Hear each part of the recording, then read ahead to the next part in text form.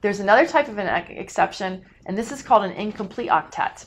And that's some smaller atoms, atoms of elements that are smaller, beginning of the periodic table, can be stable with 6, 4, or just 2 electrons. And we've already looked at the one exception of hydrogen. Because it's in period 1, it can only hold up to 2 electrons, and it only needs 2 electrons to be satisfied. That's why it's always terminal, and we build stable molecules with just 1 bond on the hydrogens. It only needs 2, okay? So when you're looking for needed, it only needs 2.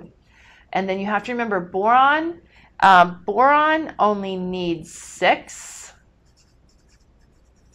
okay? Down here, hydrogen needs 2. Beryllium only needs 4. And if you look at where they are on the periodic table, beryllium is small. It has 2 valence electrons. Boron is small. It has 3 valence electrons, okay? And so those are just special cases. And you can predict the bonding in this by doing the S equals N minus A rule. The available number of electrons here in this case is 24. The needed, this is where you have to be careful. Boron only needs 6. There's 1 of them. So instead of putting 8 here, you just put a 6. Fluorine, there's 3 of them. It still needs 8. So the total number of needed here is going to be 30. And so when you do your bonding, 30 minus 24 equals 6.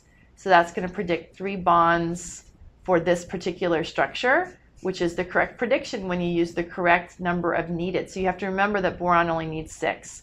And so then you're going to come up with a structure like this. Okay? So that's just an exceptional. Boron, beryllium, and hydrogen you just have to memorize. 6, 4, and 2. Beryllium, the same thing. You can go through this same, try it on your own. You have the tools you need.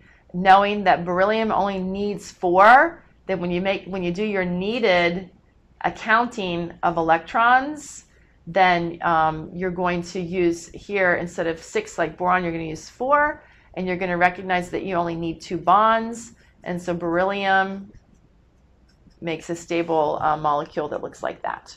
Okay, so those are some exceptions, either expanded or incomplete octets that you should do.